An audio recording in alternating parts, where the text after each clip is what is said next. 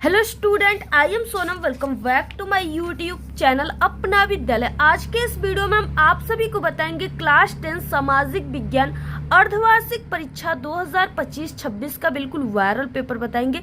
जितने भी स्टूडेंट अर्धवार्षिक परीक्षा के इस पेपर को तैयार कर लेंगे वो पूरे के पूरे नंबर लेकर के आएंगे, ये मेरी 100% गारंटी है।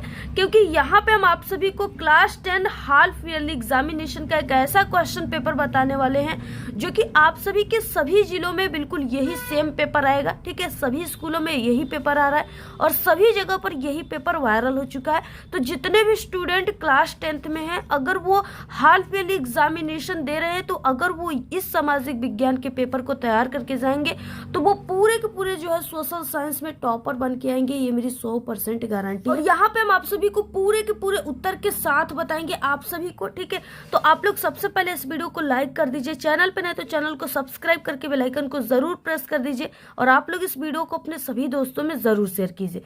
सबसे पहले यहाँ पे आपको अनुक्रमांक और यहाँ पे आपको नाम लिखना है। इसमें जो आपको टाइम मिलेगा इस क्वेश्चन पेपर को हल करने के लिए वो आपका 3 घंटे 15 मिनट का समय दिया जाएगा। ठीक है, और ये पूर्णांक 70 का रहेगा। इसके बाद निर्देश दिए कि प्रारंभ के 15 मिनट यानी परीक्षार्थी को प्रश्न पत्र पढ़ने के लिए निर्धारित है। तो ये 15 मिनट आपका बोर्ड एग्जाम के पेपर में भी मिलता है और इसमें भी मिल रहा है। ठीक है, तो इन 15 मिनट में आपको इस पूरे क्वेश्चन पेपर को ध्यान से एक बार जरूर पढ़ लेना है। उसके बाद देखिए यहाँ पे पहला क्वेश्चन स्टार्ट होता है जो वेरी मोस्ट इंपॉर्टेंट क्वेश्चन है। वैसे ये पूरा क्वेश्चन पेपर ही वायरल है, इसलिए इसमें जितने भी क्वेश्चन है सभी मोस्ट इंपॉर्टेंट है। ठीक है, और यहाँ पे हम आप सभी को बता दें कि ये जो हम आपको पेपर बता रहे हैं ये आपके हाफ ईयरली एग्जामिनेशन के लिए तो 100% इम्पॉर्टेंट है, यानी इसी में से क्वेश्चन आ सकते हैं।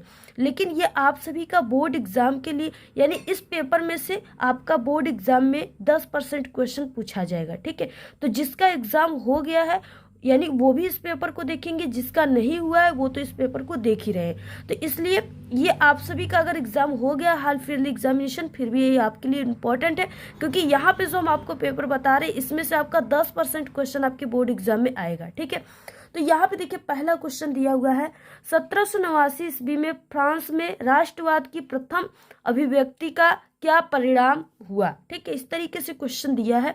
यहाँ पे देखिए 4 ऑप्शन आपके सामने रहेंगे। पहला है कि फ्रांस की क्रांति, दूसरा है नेपोलियन का उदय और तीसरा सी है जर्मनी का एकीकरण और डी ऑप्शन है निरंकुश राजतंत्र का प्रारंभ। ठीक है, तो यहाँ पे देखिए हो जाएगा, यानी कि जब यहाँ पे 1789 ईस्वी में फ्रांस में राष्ट्रवाद की प्रथम अभिव्यक्ति हुई थी ना, तो उसका परिणाम था फ्रांस की क्रांति, यानी फ्रांस की क्रांति हुई थी जो कि 1789 ईस्वी में हुआ था और ये लुई 16वें राजा के शासन काल में हुआ था। ठीक है, तो इस तरीके से आप लोग इसको तैयार कर लेना, यानी क्वेश्चन नंबर पहले का ए वाला ऑप्शन राइट है। अगला है क्वेश्चन नंबर सेकेंड जो कि दिया है कि जर्मनी के एकीकरण में प्रमुख भूमिका किसकी थी। बहुत इंपॉर्टेंट क्वेश्चन है ये, बिल्कुल फिक्स क्वेश्चन है, ये आपके बोर्ड एग्जाम में भी आएंगे। तो जर्मनी के एकीकरण में जो प्रमुख भूमिका था किसका था। ऑप्शन नंबर देखिए पहला है हिटलर, दूसरा बिस्मार्क और सी ऑप्शन है मुसोलिनी और डी ऑप्शन है गैरीबाल्डी। ठीक है, तो देखिए जर्मनी के एकीकरण में जो मुख्य भूमिका था वो ऑटोआन बिस्मार्क का था। ठीक है,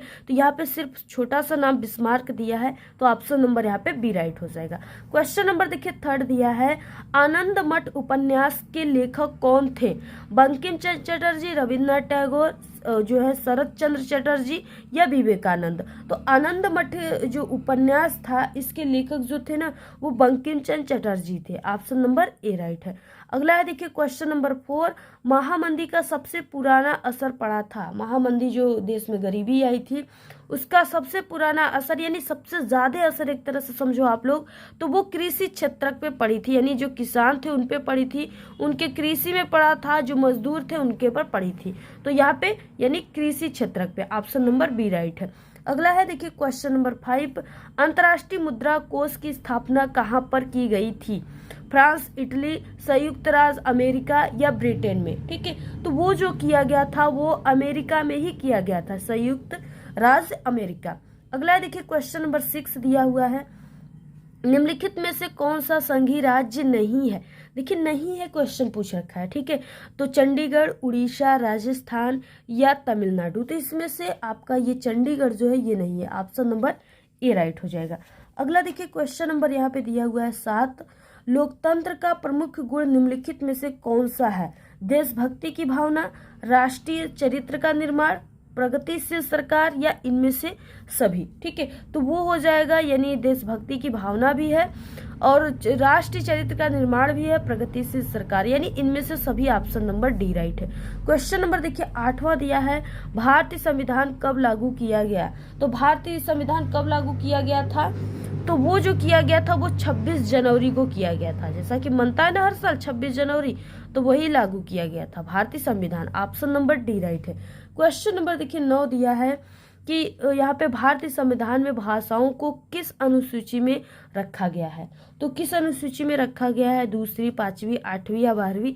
तो वो है 8वीं अनुसूची में। ऑप्शन नंबर यहाँ पे सी राइट है। अगला है क्वेश्चन नंबर देखिए 10 कि निम्नलिखित में से कौन सा विषय राज्य सूची से संबंधित है? ठीक है, कौन सा संबंधित है? तो यहाँ पे देखिए वो जो है वो पुलिस है। ऑप्शन नंबर डी राइट है। अगला है क्वेश्चन नंबर 11, रबी की फसलों के बोने का समय क्या है? ठीक है, तो रबी की देखिए फसलें जो बोने का समय है वो जून जुलाई है या अक्टूबर दिसंबर या मार्च मई या अगस्त अक्टूबर? ठीक है, तो वो है आपका अक्टूबर दिसंबर। तो ऑप्शन नंबर यहाँ पे बी राइट हो जाएगा। अगला है क्वेश्चन नंबर देखिए यहाँ पे 12, निम्नलिखित में से कौन सा ऊर्जा खनिज नहीं है? यानी इसमें से कौन सा ऐसा है जो खनिज नहीं है? बाकी सब खनिज है। कोयला खनिज है, प्राकृतिक गैस, और यहाँ पे यूरेनियम भी खनिज है। ये जो लो अयस्क है ना, ये खनिज नहीं है, ये धातु है। ऑप्शन नंबर ए राइट हो जाएगा।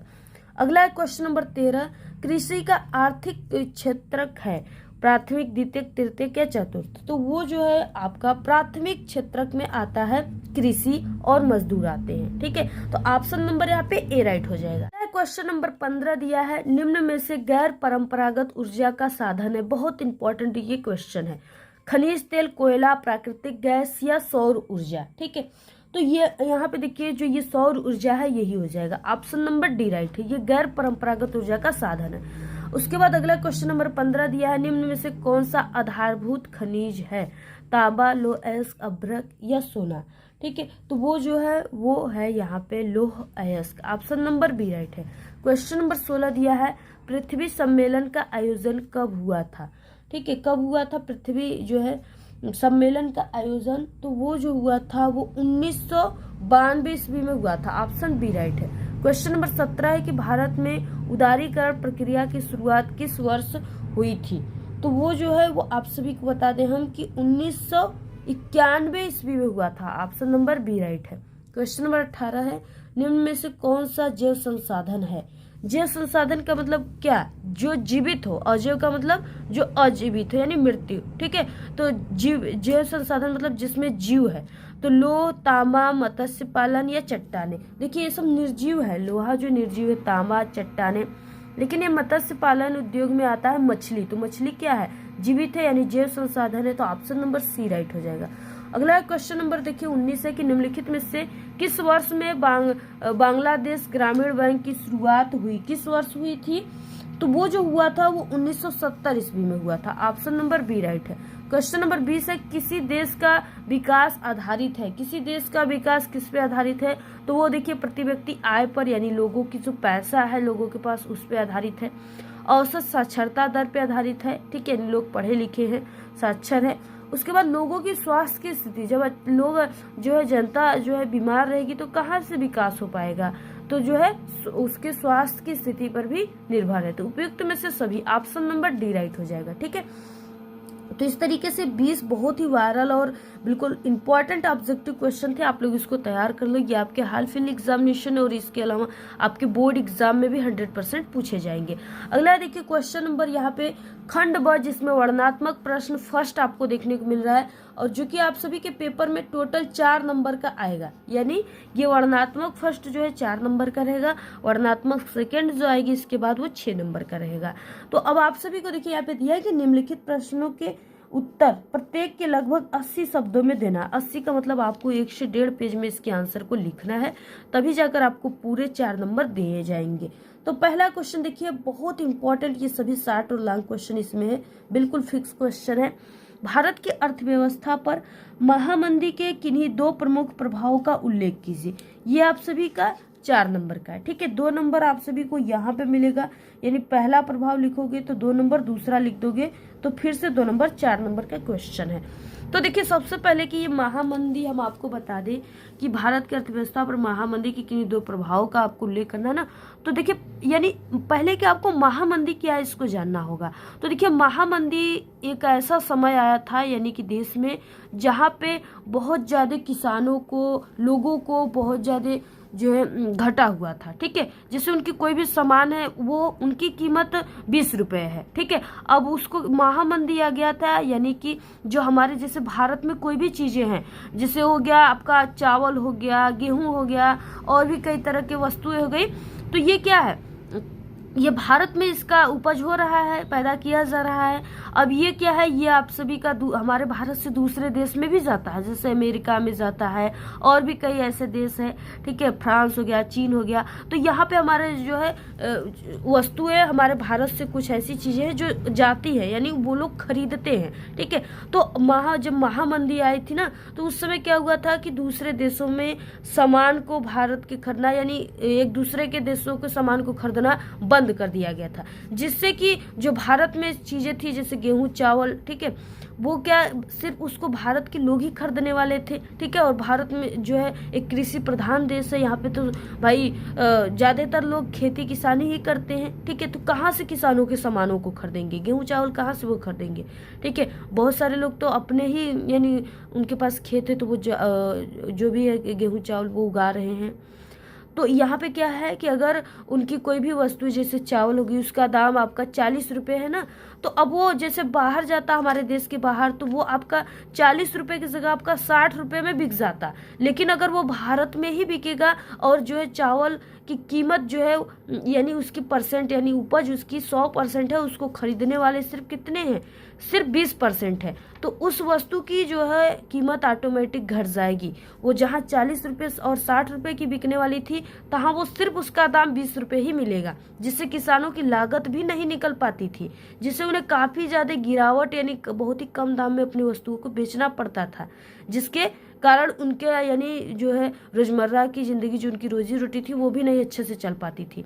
वो यानी उनको सामान को अपने ले जाने में ही ज़्यादा खर्च लग जाता था, उनकी कीमत नहीं निकल पाती थी, जिसके कारण आधे से ज़्यादा किसान तो अपने वस्तु को बेचे ही नहीं, घर पे ही रखे रहे। ठीक है, तो जिसके कारण वो बाद में सड़ गए, गल गए। ठीक है, इससे किसानों को बहुत ज़्यादा घाटा हुई।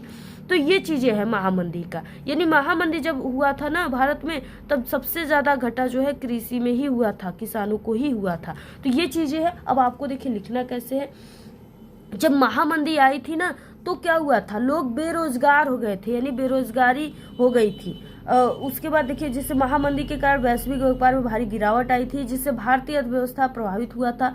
भारत का जो निर्यात था वो लगभग आधा हो गया था, यानी बहुत कम सामान बाहर जाती थी और आती थी, जिससे किसानों और व्यापारियों को भारी नुकसान हुआ। कृषि उत्पादकों की कीमतों में 50% से अधिक गिर गई, जिससे किसानों की आय कम हो गई और कर्ज में वो डूब गए। इसके परिणाम स्वरूप वो बेरोजगार हो गए, बेरोजगारी में वृद्धि हो गई। दूसरा देखिए कारण हो जाएगा आपका सरकार की राजस्व नीति। ठीक है, अब आपको लिखना क्या है, तो क्योंकि 2 प्रभाव लिखना है। पहला प्रभाव हमने आपको बता दिया कि आर्थिक महामंदी और बेरोजगारी, दूसरा है सरकार की राजस्व नीति। महामंदी के दौरान सरकार ने कृषि उत्पादों की कीमतों में गिरावट के बावजूद किसानों से लगान वसूल करना कर दिया, यानी किसान वैसे ही बेचारे टूट पड़े हैं, उनके सामानों में बहुत ज्यादा गिरावट आने लगी। अब यहाँ पे सरकार क्या की, उन पे कर लगा दिया कि आपको कर चुकाना होगा, कर देना पड़ेगा। वो कहाँ से देंगे, उनके आगे संकट का पहाड़ टूट पड़ा, लगान चुकाने में असमर्थ हो गए। किसानों ने अपनी जमीन बेचनी पड़ी किसानों को, कई लोग किसान आत्महत्या कर चुके। ठीक है, तो इस तरीके से बीमार पड़ गए बेचारे टेंशन में। तो यही सब चीजें आपको बना करके लिखना है। जितने भी चीजें हमने आपको बताया सभी आपको नोट कर लेनी है। ठीक है, आपको क्योंकि आपको पढ़ने और रटने से ज्यादा सुनने से हमारी बातें याद हो जाएगी। तो ये चीजें हैं, लिख लेना बनाकर, जैसे हमने आपको बताया। अथवा में देखिए महामंदी के प्रमुख कारणों का उल्लेख की कारण है जो हमने आपको बताया ऊपर। ठीक है, दोनों आपको कोई भी इसमें से क्वेश्चन आ जाएगा, वही लिखना है जो हम आपको बताए हैं। अगला देखिए क्वेश्चन है 2 नंबर का, वो है कि राजनीतिक दलों के किन्हीं 4 कार्यों का आपको उल्लेख करना है। ये आपका 4 नंबर का है। तो देखिए यानी राजनीतिक दलों का पहला जो है कार्य हो गया उनका कि चुनाव लड़ना, पहले कि वो चुनाव लड़ते हैं, ठीक है, पहला हो गया। और दूसरा उनका सरकार जो है बनाना और चलाना,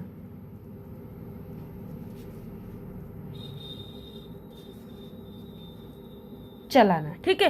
पहले वो चुनाव लड़ते हैं, उसके बाद उनकी सरकार बन जाती है, तो वो अब फिर सरकार बनाना और चुनाव जो है चलाना करने लगते हैं। और थर्ड हो जाएगा जैसे जनमत को आकार देने लगते हैं। और चौथा हो जाएगा सरकार और जनता के बीच जो है मध्यस्थता, यानी राजनीतिक दल सरकार और जनता के बीच एक कड़ी रूप में काम करते हैं। वे जनता की मांगों की शिकायतों को जो है सरकार तक पहुंचाते हैं, सरकारी योजनाओं और नीतियों की जनता तक पहुंचाते हैं। तो ये सब चीजें हैं, आपको लिख लेना है, इसमें बनाकर आप लोग लिख ही लोगे, बहुत ही इजी है, ठीक है।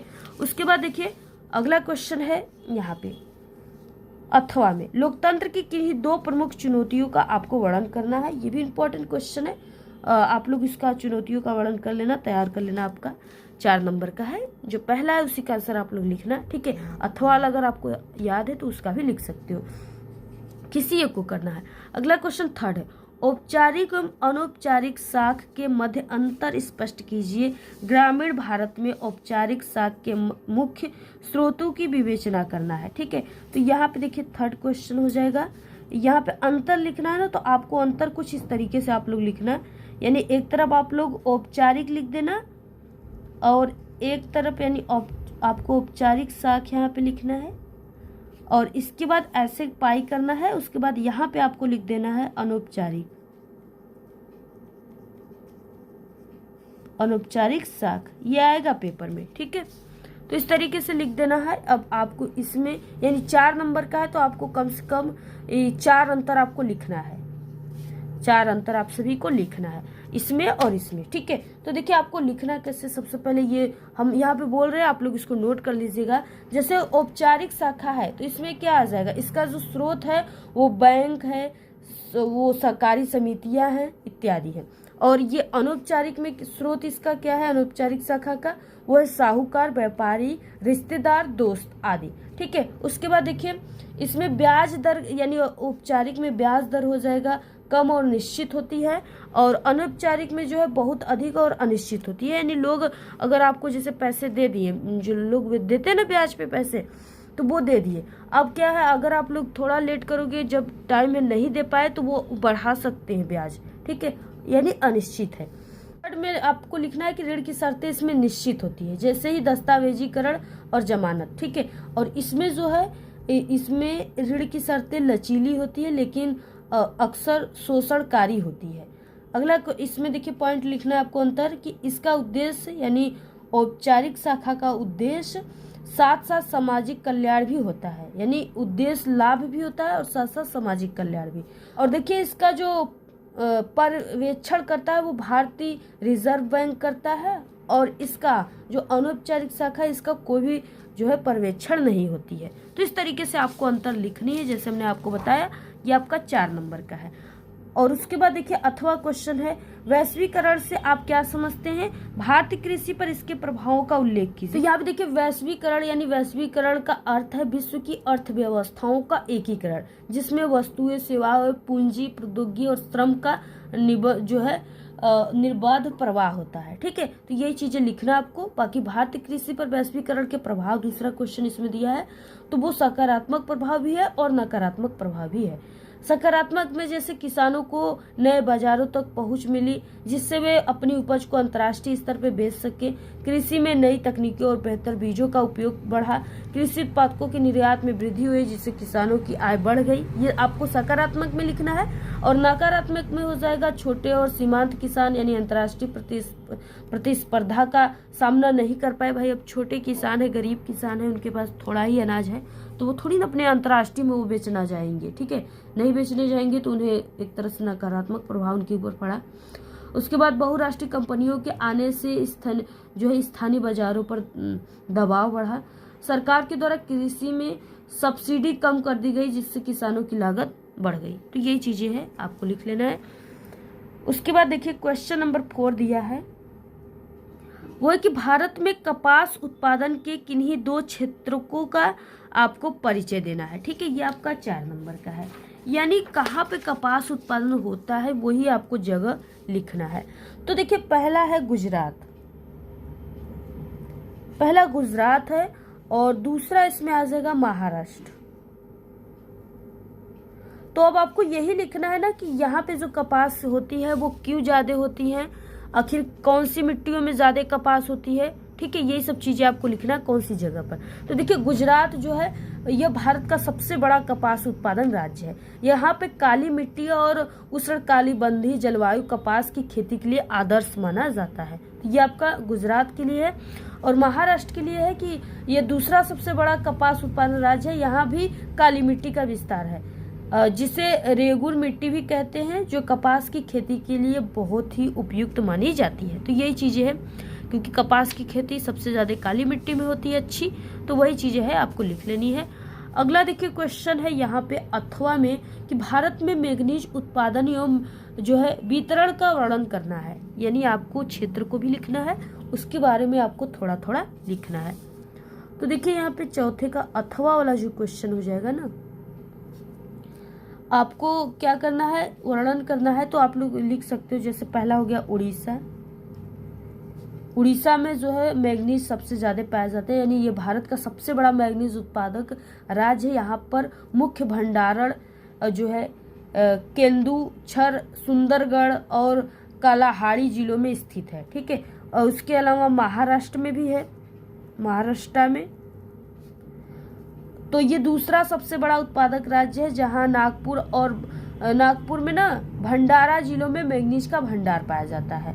और इसके अलावा मध्य प्रदेश में भी है, मध्य प्रदेश में। तो ये चीजें आप लोग नोट कर लो, यहाँ पे भी पाया जाता है। ठीक है, तो इसी तरीके से आपको लिखना है। इसके अलावा अगर आपको याद है तो कर्नाटक भी लिख सकते हो। अब इसके बाद देखिए ये पूरा क्वेश्चन 4 नंबर वाले थे और यहाँ पे 4 क्वेश्चन दिया है, लेकिन यहाँ पे देखिए टोटल यानी यहाँ पे 4 लिखा है लेकिन 8 क्वेश्चन दिए, क्योंकि अथवा में दिया है तो सिर्फ आपको 4 क्वेश्चन ही करना है। इसमें 4 नंबर का क्वेश्चन है। वर्णनात्मक प्रश्न देखिए सेकंड में है, जो कि आपके 6 नंबर वाले क्वेश्चन रहेंगे और आपको इसका आंसर 150 शब्दों में, यानी आपको 2 से 2.5 पेज में इसके आंसर लिखना है। क्वेश्चन के हिसाब से ही आंसर को लिखना है। तो 5वां क्वेश्चन है सत्याग्रह क्या है और इसका अभिप्राय क्या है, सत्याग्रह का क्या अभिप्राय है, सत्याग्रह के संबंध में महात्मा गांधी के क्या विचार थे, इसको लिखना है। ये आपका 6 नंबर का है। तो देखिए सबसे पहले कि ये सत्याग्रह का अभिप्राय सत्य और अहिंसा पर आधारित एक प्रतिरोध जो है एक तरह से आंदोलन है। ठीक है, आंदोलन से है। यह एक ऐसी नीति है जिसमें अन्याय या विरोध करने के लिए शारीरिक बल का प्रयोग नहीं किया जाता, बल्कि सत्य की शक्ति और अहिंसक प्रतिरोध का सहारा लिया जाता है। ठीक है, ये चीज है। इसको ये महात्मा गांधी के विचारों में सत्याग्रह केवल एक निष्क्रिय प्रतिरोध नहीं था, बल्कि यह एक सक्रिय राजनीतिक संघर्ष था। उनके अनुसार सत्याग्रह का उद्देश्य विरोधी और शारीरिक रूप से हराना नहीं था, बल्कि उसके विवेक को जगाकर उसे सत्य को स्वीकार करने के लिए प्रेरित करना था। गांधी जी का मानना था कि एक सत्याग्रही को हमेशा सत्य के मार्ग पर चलना चाहिए और अपने जो विरोध के प्रति भी प्रेम और सम्मान का भाव रखना चाहिए। उनका मानना था कि सत्याग्रह आत्म पीड़ा के माध्यम से सत्य को स्थापित करने का एक तरीका है। तो यही चीजें हैं, लिख लेना है। अथवा में देखिए भारत में राष्ट्रवाद के उदय के जो है प्रमुख कारणों का आपको व्याख्या करना है। ये आपका 6 नंबर का है, तो इसको भी आप लोग लिख लेना, बहुत इंपॉर्टेंट है। अथवा में है, दोनों में से किसी को करना है, पहला वाला ही सही है। 6 क्वेश्चन देखिए भारत की संघीय शासन व्यवस्था की विशिष्टताओं का वर्णन करना है। ठीक है, ये आपका 6 नंबर का है, तो इसका वर्णन आप लोग कर लेना, इंपॉर्टेंट है। जैसे हम आपको बता दें, पहला कि दो या अधिक इस जो है स्तरों वाली सरकार, दूसरा है शक्तियों का विभाजन, तीसरा लिखित और कठोर संविधान, चौथा है स्वतंत्र न्यायपालिका, 5वां है द्विदर्शनीय विधायिकी। ठीक है, विधायिका है, विधायिकी। तो यही चीजें। अगला अथवा क्वेश्चन दिया है कि भारत एक धर्मनिरपेक्ष देश है, किन्हीं 2 जो है प्रावधानों के आधार पर आपको इसको स्पष्ट करना है। ये 6 नंबर का है। तो 8वां क्वेश्चन है आर्थिक क्षेत्रों का क्या तात्पर्य है। तृतीय क्षेत्र की विशेषताओं की विवेचना कीजिए, आपका 6 नंबर का है। अथवा में उपभोक्ता अधिकार पर संक्षिप्त टिप्पणी लिखना है, 6 नंबर का। ठीक है, अगला क्वेश्चन नंबर 8वां है भारत के चीनी उद्योग का वर्णन करना है, बहुत इंपॉर्टेंट है। भारत में उत्तर प्रदेश वगैरह में ज्यादातर चीनी होता है। ठीक है, ये सब चीजें आपको लिखना है।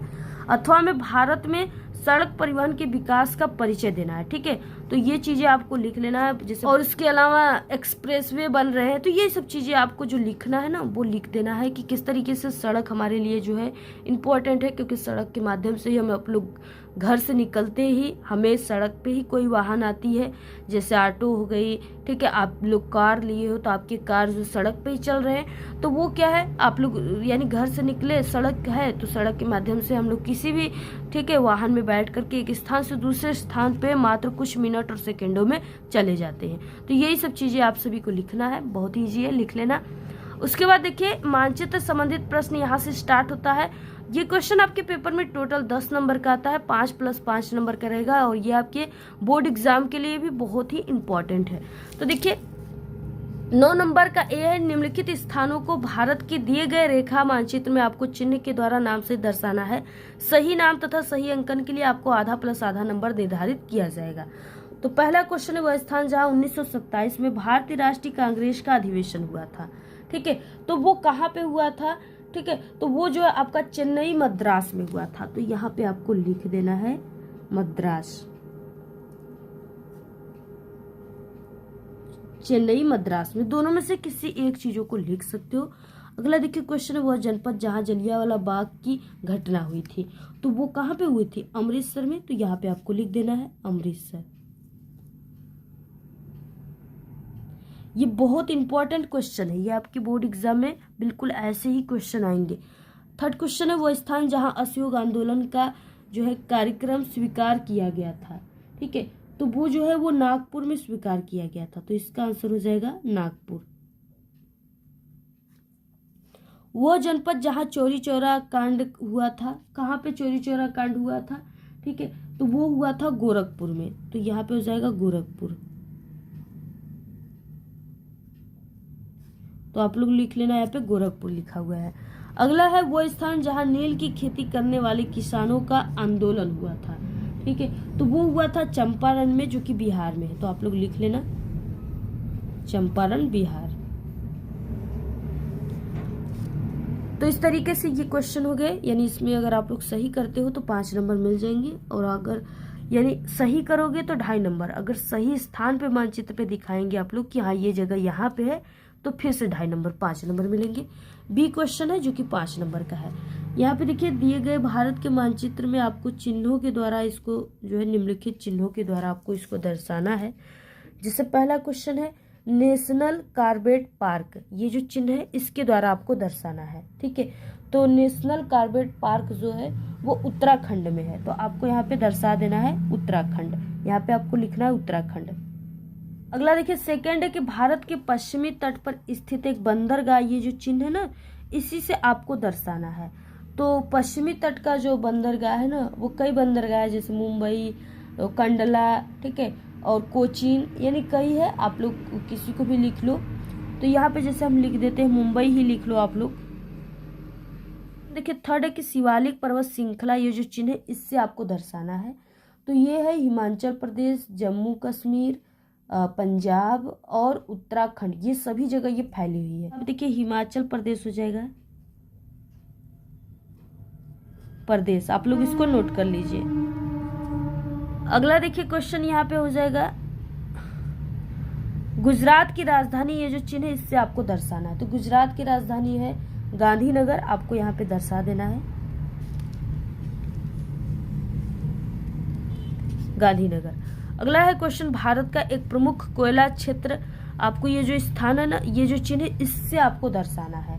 तो देखिए कई जो है स्थान है, धनबाद है, कोरबा है, रानीगंज है, झरिया है, बोकारो है, तो आप सभी लोग कोई एक लिख लीजिए। जैसे यहाँ पे इंपॉर्टेंट है झरिया, तो इसी को लिख लो, बाकी आपको जो याद है वो लिख लीजिएगा।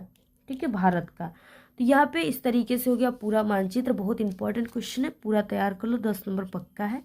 और बाकी ये आपको नहीं करना, ये दृष्टिबाधित के लिए, यानी जिसको कम दिखाई देता है सिर्फ उसको ये करना है, सिर्फ आपको यहाँ तक ही करना है। तो ये आप सभी लोग इसको तैयार कर लीजिए। बाकी इस पेपर की PDF चाहिए तो टेलीग्राम चैनल को ज्वाइन कर लीजिए और हमें इंस्टाग्राम पे फॉलो कर लीजिए। लिंक इस वीडियो के डिस्क्रिप्शन बॉक्स में मिल जाएगा, जहाँ पे आप सभी को लिखित आंसर का PDF भी मिल जाएगा, तो जल्दी से ज्वाइन कर लीजिए। और बाकी ये बहुत ही वायरल पेपर है, तैयार कर लो। आप सभी लोग, ठीक है। यानी आपका इसी तरह का पेपर आएगा, इसमें से क्वेश्चन जो है पूछे जाएंगे, इसको तैयार कर लो। इससे पहले हम हमारे चैनल पे क्लास 10 के आल सब्जेक्ट के वायरल पेपर की वीडियो बन चुकी है, बोर्ड एग्जाम और हाल फिलहाल एग्जामिनेशन, तो जल्दी से जाइए देखिए। वीडियो को शेयर कीजिए ज़्यादा से ज़्यादा, जिस टॉपिक पे वीडियो चाहिए कमेंट करके बताइए। थैंक